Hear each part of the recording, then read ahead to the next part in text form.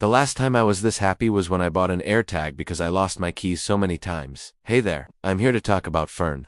Fern is a house plant that is almost impossible to kill. It can tolerate low light, inconsistent watering, a wide range of temperatures. The only thing that can actually hurt a fern is too much direct sunlight. So if you have a spot in your home that doesn't get any natural light at all, then this may be the perfect plant for you. A lot of people like to put ferns in their bathrooms because it's usually a pretty humid environment, and you know what? Humidity is something that ferns love.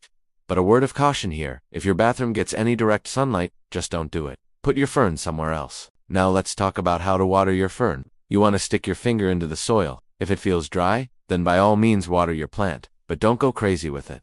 Make sure there's adequate drainage holes in your pot. And a good way to know if you've overwatered your fern is if the leaves start turning yellow and wilting. But don't panic. All you have to do is just pull off those dead leaves and you're back in business. And yes, ferns can actually tolerate some cold temperatures. In fact, there are some species of ferns that grow in mountainous regions where the temperature can reach below freezing. So if you accidentally forget to bring your fern indoors during a cold winter night, it'll probably be okay. However, I wouldn't test my luck with that one. I would just rather bring my fern inside before the temperature drops below 50 degrees Fahrenheit. A fun fact about ferns is they can actually grow on other plants. There are species of ferns that are known as epiphytes, which basically means they can grow on trees. This is super cool because it means that you can grow a fern on a branch in your home. It will look beautiful. Just make sure that tree has a strong root system. You don't want the fern to outgrow the host plant. Oh, and another cool thing about ferns is that they reproduce via spores instead of seeds. Now I'm not saying that seeds are bad. I love seeds.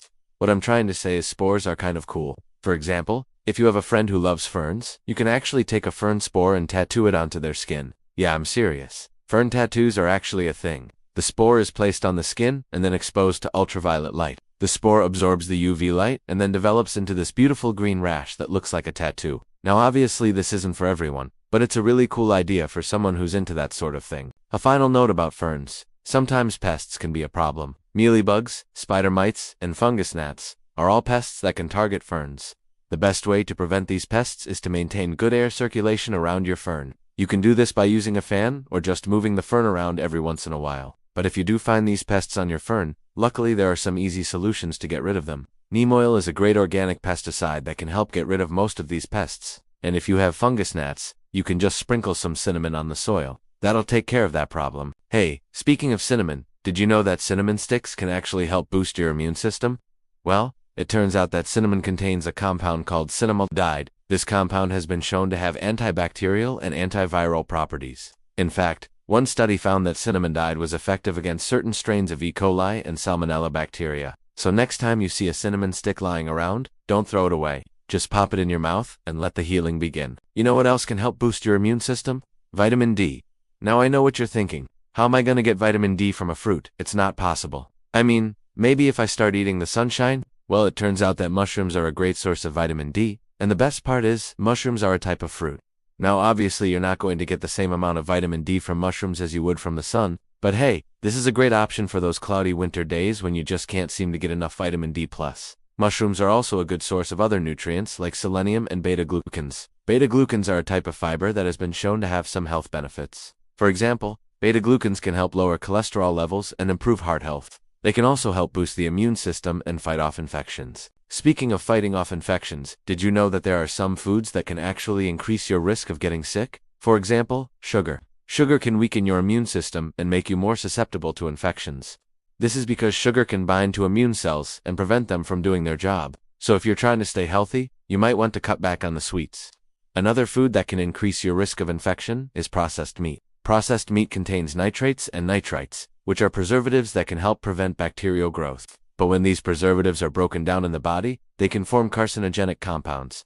These compounds can damage DNA and lead to cancer. So if you're looking to stay healthy, you might want to avoid processed meat. I've been on a health kick lately, and it's been really great. I feel so much better when I eat healthy. But sometimes it can be tough to figure out what to eat. Like I'll be minding my own business. I'll walk into the kitchen, and suddenly I'm craving something unhealthy. But then I think to myself, no, you're not going to eat that. You're a health nut now. And then I end up eating it anyway. But then I regret it. And then I feel guilty. And then I end up eating more of it. And then I just give up and go to bed. And then I wake up and repeat the whole process all over again. It's weird because when I go to restaurants, I always eat healthy. Like I never crave unhealthy food when I'm out. It's like as soon as I step foot into a restaurant, I become this amazing, healthy person. but at home it's a whole nother story. If you have any tips on how to eat healthier at home, please let me know. I would really appreciate it.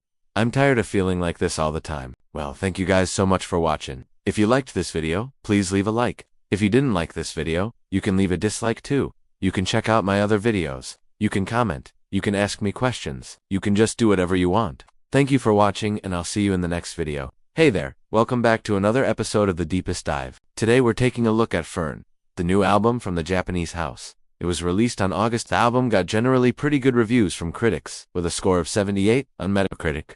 Fans have been waiting for this one for quite a while, as it is their first full-length album since their debut album in 2021. So what makes this album so special? Well, let's take a look at some of the major themes and symbols throughout. One of the most prominent themes in the album is obviously nature. This isn't really surprising given the title. Ferns are of course a type of plant, and plants are all about nature. But the theme of nature is not just restricted to the album title. If we take a look at the artwork, we see that the whole thing takes place in a lush green forest, almost like an enchanted fairy tale. We also see this theme carried over into the music videos, particularly for the single released prior to the album, Boy. In the video, Amber Bain, the artist behind the Japanese house, is surrounded by nature. At one point she is even lying down in a field of green grass. All of this has led fans to believe that this will be a more mellow, relaxed album, which in some ways it is. But as we will see later on, it's not all sunshine and rainbows on Fern. The next theme that we need to discuss is heartbreak. And once again, this isn't too hard to decipher. You just need to look at the singles that were released prior to the album. Both Boy and Sugar Pill are very clearly breakup songs. Boy is about lost love and longing for someone who has moved on, while Sugar Pill is more bitter and addresses how toxic a relationship can be. When we look at the music videos, we see Amber surrounded by lush nature yet again. However, this time there's a darker tone to the visuals. In Boy, Amber is laying down in a field, which could symbolize her vulnerability. She is completely defenseless in this position, and it also puts her directly in contact with the ground, which symbolizes her connection to nature.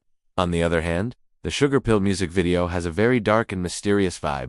There's this weird fog everywhere, and Amber is dancing around in a forest at night. This seems to show a different side of nature, one that is perhaps a bit more sinister. As I mentioned earlier, the theme of heartbreak runs throughout the album. And it's clear that these songs come from a very personal place for Amber. So what caused this heartbreak? Well, according to Amber, the whole album is inspired by her past relationships. A lot of them have been long distance. And she uses this metaphor of being physically connected to someone through a fern. This ties back into the theme of nature, as ferns are all about connections, both above and below the ground. Another interesting fact about ferns is that they can actually be used to treat wounds and help with the healing process. Perhaps this is a metaphor for how music and creating can be therapeutic when you're going through a breakup. Now I want to touch on the sound of the album, because that is also important. As I said earlier, the overall vibe of the album is fairly chill and mellow. However, there are moments where things get pretty loud and chaotic. For example, the song Lilo has some pretty intense instrumentals and lyrics. The song talks about unrequited love and how it can feel like a burden at times.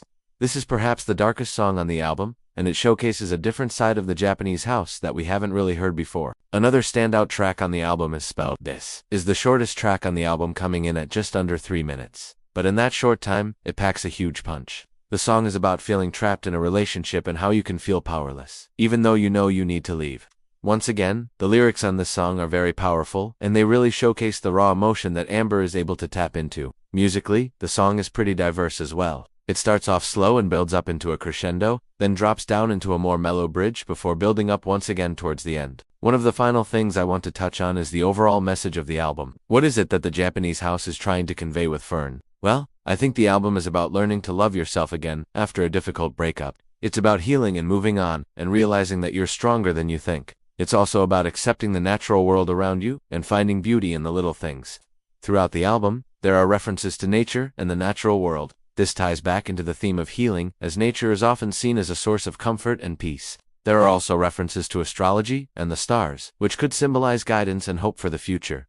Overall, I think Fern is a very hopeful album. Yes, it deals with some pretty heavy subject matter, but it ultimately has a positive message. It's about learning to love yourself again and accepting the natural world around you. Well, that's it for today's episode. I hope you enjoyed my analysis of Fern by the Japanese house. If you did, please leave a like and subscribe for more content. And if you have any suggestions for future episodes, please leave them in the comments below. Thanks for watching, and I'll see you next time.